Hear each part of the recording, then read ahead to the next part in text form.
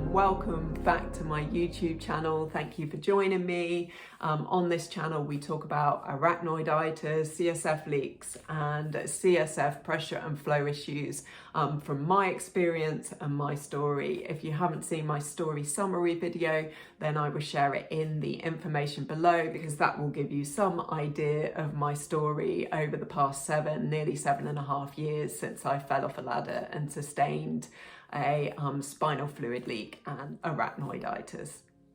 This week I want to talk about 12 bizarre arachnoiditis, or they could be CSF pressure symptoms. I am never quite sure what is arachnoiditis and what is whether I still have a leak or not, or the CSF pressure issues that either come from the arachnoiditis or the Tarlov Cysts, or come from post leak recovery, or is still part of my CSF leak journey. We don't know if the leak is still there or not. Last time it was seen was in 2019. So I talk about CSF pressure and flow issues because that seems very related to the arachnoiditis.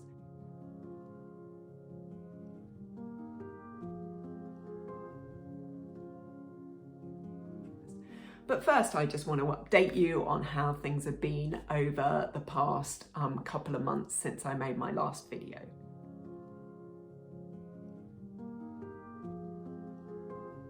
Well, I actually, a couple of months ago, had COVID, so that was interesting.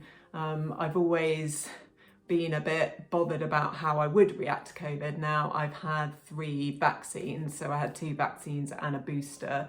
My booster was at the end of November, so that made me feel a little bit better about things. But I always wondered, well, how's it going to impact me? What if I feel really ill and I can't keep walking? Because generally I've found in the past, if I can't keep walking, then things tend to flare up. It helps keep control of my symptoms. But thankfully, in general, my COVID experience, my husband and I had it, our COVID experience wasn't too bad. The main symptom was an awful sore throat that kind of, would wake me up at night, and it was really hard to eat and things like that, and cold symptoms. The cough wasn't too bad, which is good because coughing tends to aggravate my head and symptoms. I did find on the first day that I tested positive, which was a couple of days after my husband, I was really bothered that I was going to get an arachnoiditis flare from it, because my symptoms really flared up for about half a day, in the sense that an intense kind of drunkenness and cloudiness, and my thoughts were very slow, and my speech was slow, and my walking was feeling a bit slow. And I was really bothered that, either my body fighting COVID was kind of meaning that it couldn't deal with the normal arachnoiditis symptoms, or it was kind of causing a flare. But thankfully that kind of passed, and I was really grateful actually that I did have COVID during a time I could still get out and walk. Mainly in the garden, but also going for at least 1 long walk a day. And I'm thankful we live near the countryside, so I could do that. I'm completely avoiding people. So that really helped, because walking, that meant that I didn't lose that conditioning. Generally, I was more tired. I did have to rest more the first few days, but I didn't lose a lot of conditioning. I was offered antivirals because I'm on long-term low-dose steroids. The hospital called me up, their COVID GP team, and did offer me those, but because things weren't too bad, I didn't want to add in more medication, so I kind of took the decision not to do that, and it was the right decision because I didn't need that.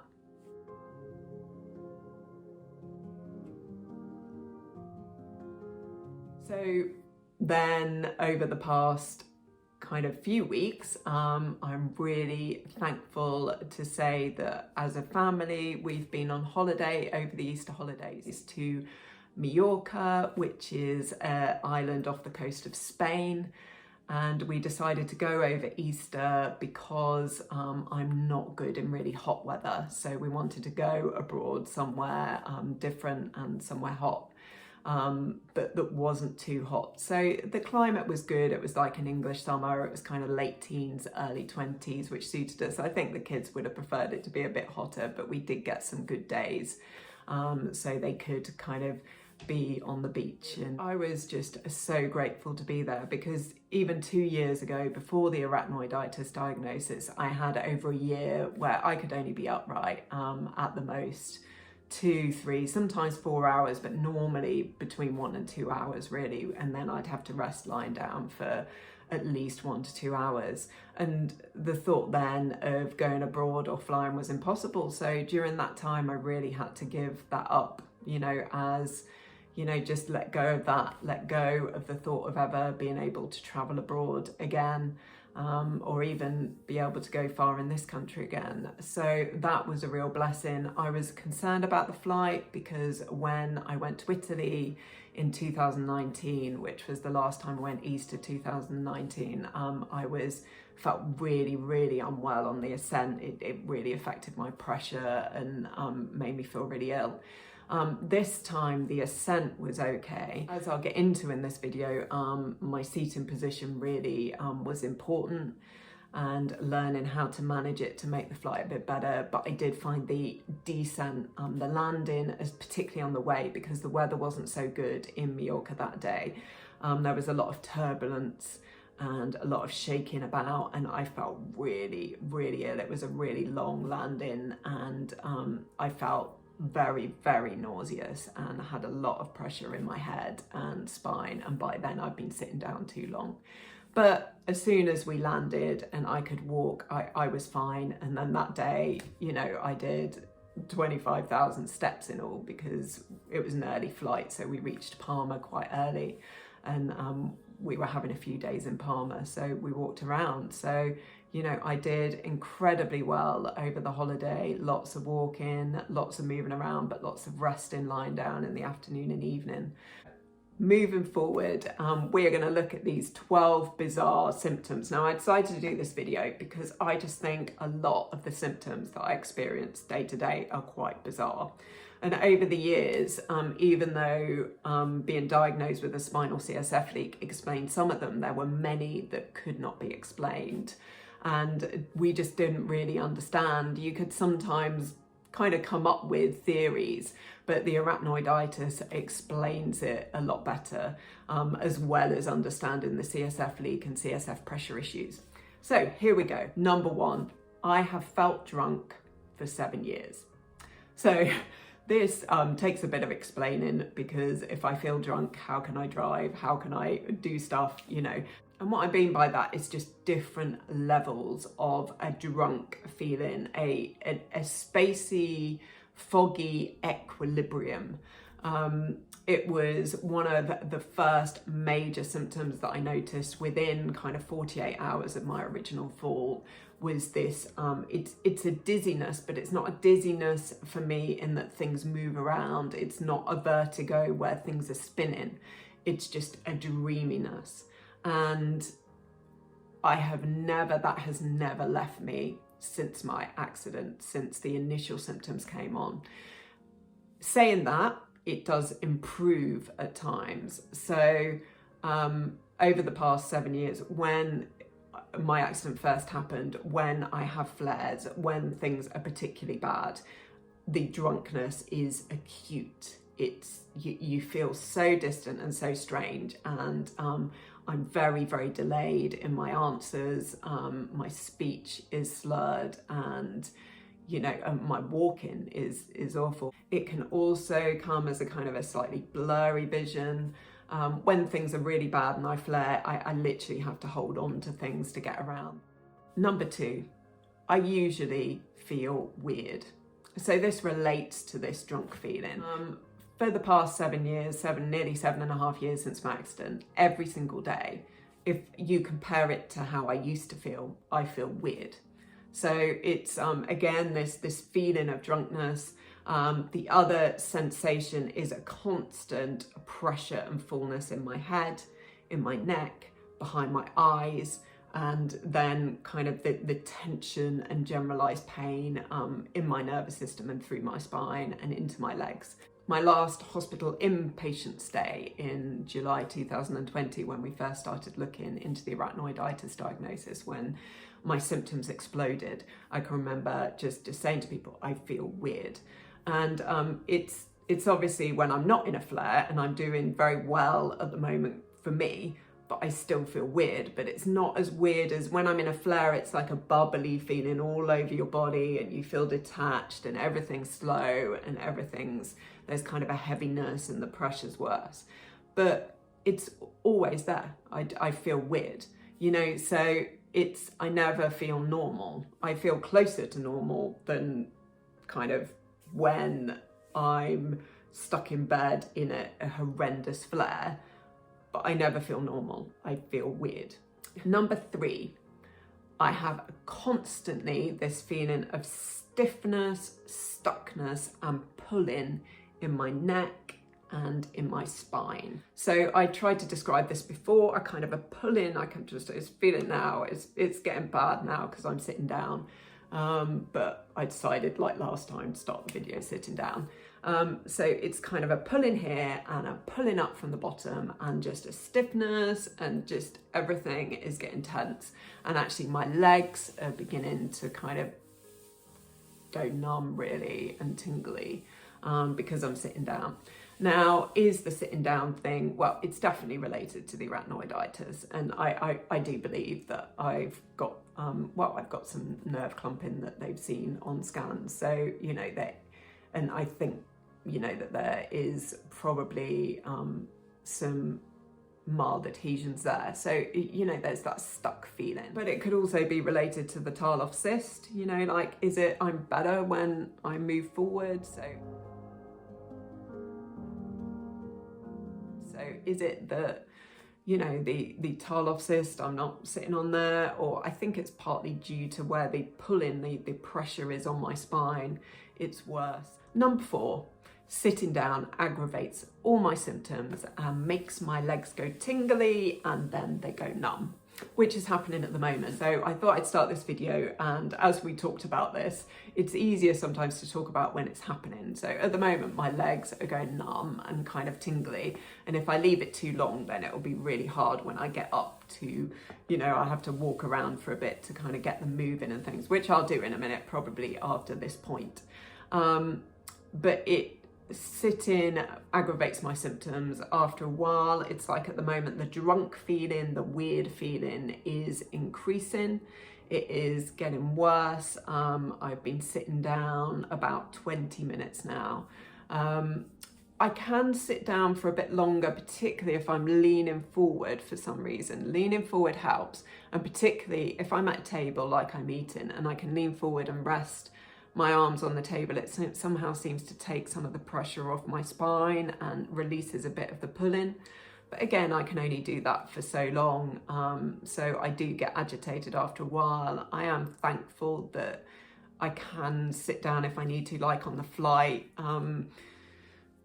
Thankfully on the flight, I could stand up a little bit kind of mid-flight. It was a 2.25-2.5 hour flight, and that is the longest I could do. I could not do any more than that, and I had to stand up and move around and go to the toilet a few times and try and stretch and move my legs and move around, because it was really uncomfortable on the flight.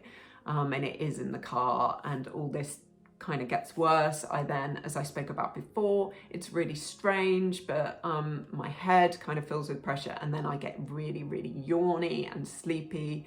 And after a while, the agitation, I just either need to go out for a walk, or I need to lie down and kind of just feel really sleepy for a while. Although that can sometimes help and sometimes make my head worse. So who knows? And that leads me on to number 5 before I get up. So I'm going to do this quickly. When I sit, I am better sitting leaning forward, and I am better on hard chairs or in the car. And when I went on holiday for the plane and things, I use a wedge cushion because that somehow helps straighten my spine. In the car, it's quite a joke in my family, because I literally turn the seat so it's kind of like not only upright but kind of part forward. And that's just the best way for me. For some reason, leaning back like this just sets off my symptoms really, really quickly. Like if I sit back like this, I've shown this on a video, like I'm feeling it already become a problem.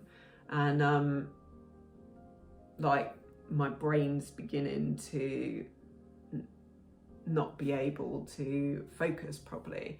And that was one of the mistakes that I made when we went to Italy, which was my first time flying since my accident. I leaned back, and as the ascent kind of pushed me back into the seat, that made everything worse. At this time I learned take my wedge cushion and lean as far forward as I can whilst the flight is like that.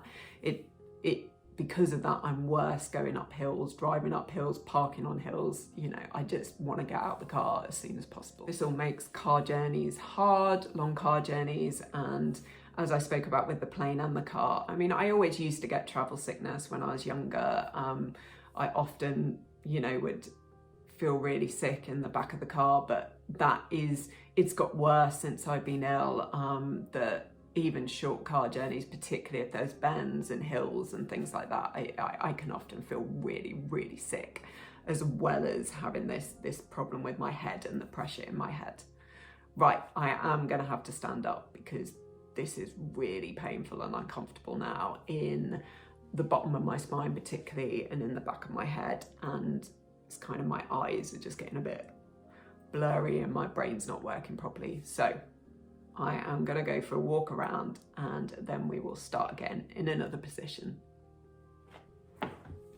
Hello again. So I've literally just had a walk around because my legs, back and head, because it was getting really tough. And that actually leads us on to number 6 as well. There's not only sitting in one position, but standing in one position. It gets really hard for me. So I'm actually going to move around a bit while I'm doing this because that will help my head. I probably would have gone out for a walk, but it's a bit dull out there and not so good. So we'll kind of stay in here for now. But this is number 6. So standing in one position for too long aggravates my symptoms. So a similar thing happens from when I'm sitting down, but I think there's a bit more flexibility because I can, standing up, I can move around. I stand up most of the time. People that know me, even if I sit for a bit, I tend to keep standing up and moving around if I can. One of the things I do is, that I've said before, is I will stand to work on the laptop, but after 20 minutes, half an hour, sometimes I might push 40 minutes. I start to feel really, really ill. And it's not just, I think it's something to do with the pressure or the spinal fluid flow or something like that. But funnily enough, I not only get the kind of head symptoms and the pressure, and I feel super, super nauseous. But I also feel really, really hot, and I get hotter and hotter and hotter, and I get more and more nauseous, and I'm trying to concentrate on what I'm doing. I'm just trying to finish off some work for church, or, you know, some writing or whatever I've got to do, some admin on the computer. And I just start feeling really, really unwell. And at that point, we move to number 7, which is I constantly feel the need to keep moving about. Now, as you will see in a lot of my earlier videos, I did those walking, and there is a reason for that, because for some reason, I just feel better when I move around. It seems from reading kind of the literature and people that have more experience in arachnoiditis that I think this is possibly a lot to do with spinal fluid flow, that when I move around, for some reason my spinal fluid is kind of flowing better and able to flow better. It also seems to release a lot of the pain and tension that builds up in my spine as I stay in one position, or as I sit in one position for too long. So I constantly move around at home. If I can, I constantly move around. You know, if we're out, like we've just been on holiday, if we somewhere and sitting in a restaurant, I will go to the loo probably lots of times. Not that I need the loo, just to walk and get up.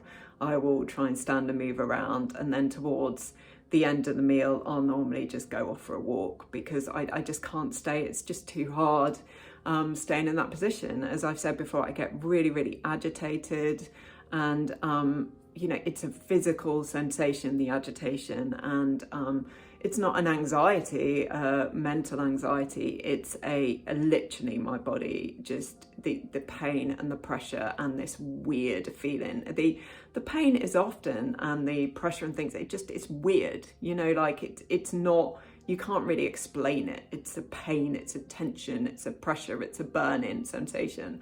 It's just not very pleasant.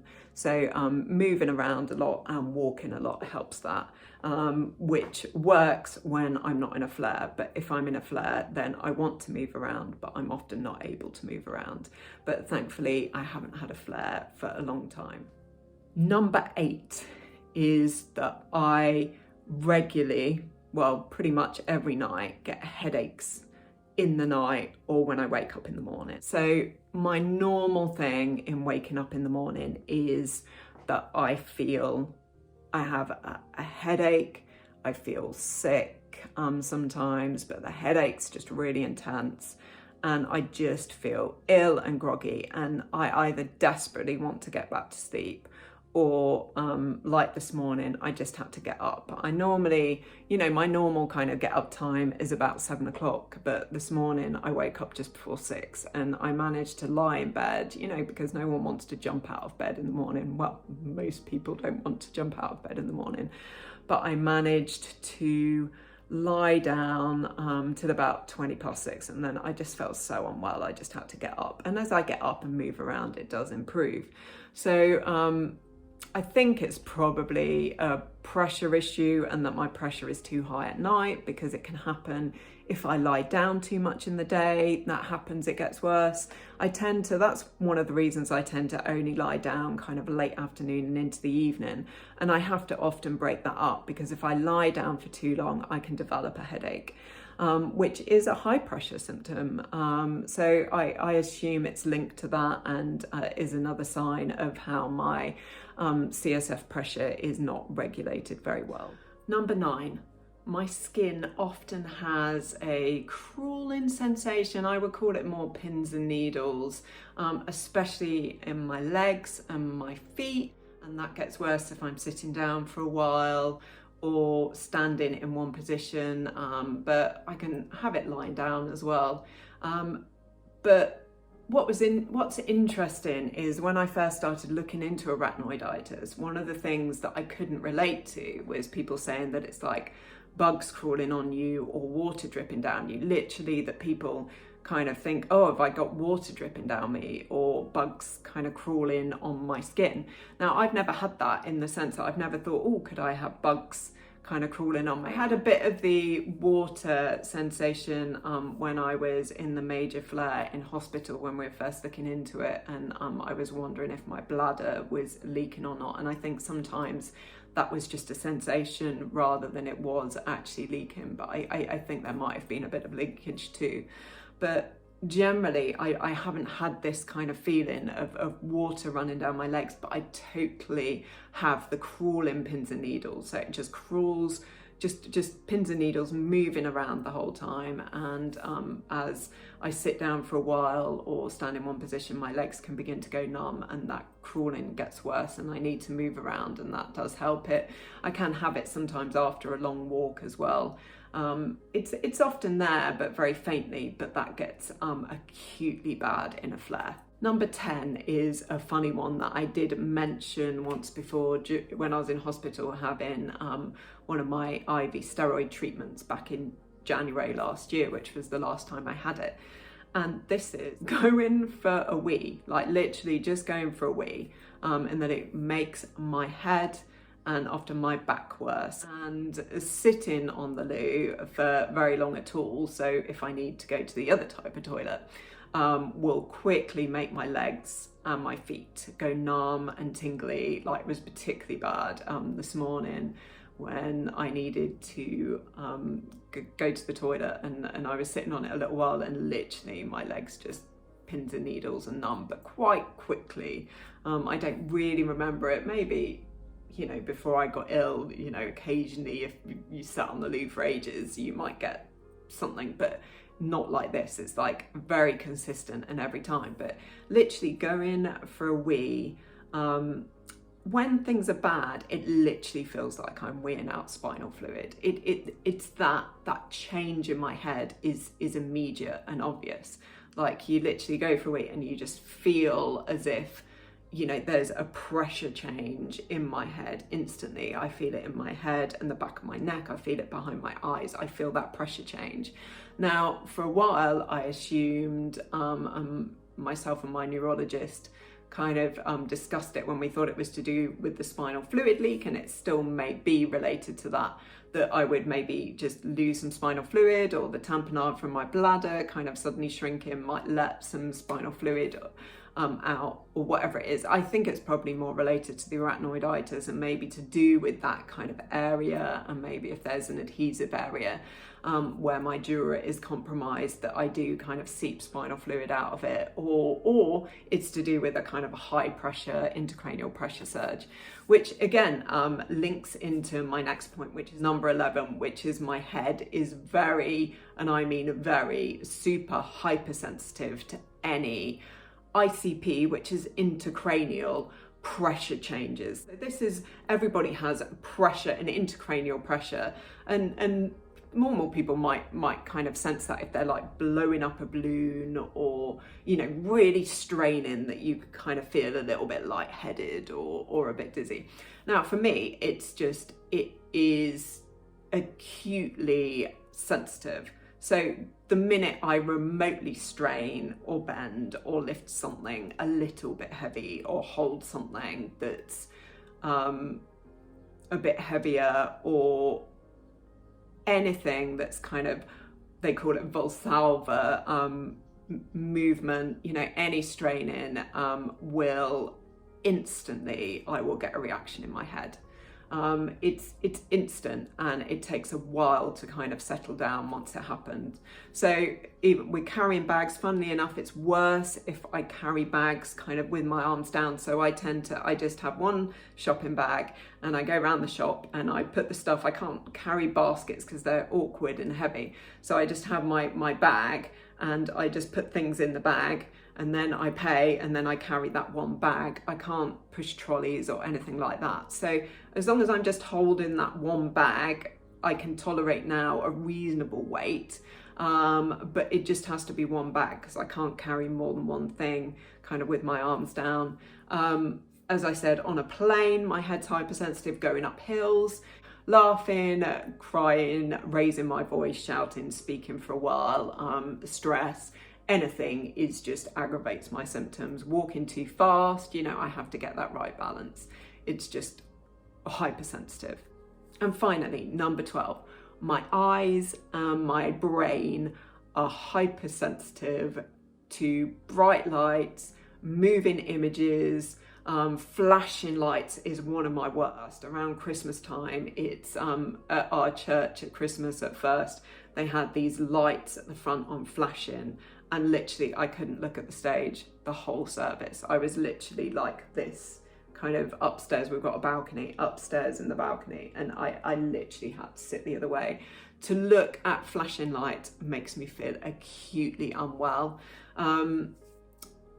Light is, at the moment, I've got a light on me, and it's really, really unpleasant. Now, it would be unpleasant for people, but it's not as bad because it's not flashing, but it's still, but normally going out and about, I wear sunglasses a lot. When I'm in a flare, I wear sunglasses inside. That's how I've always been in hospital, because there's too many lights, and when I'm in a flare, it's acutely bad.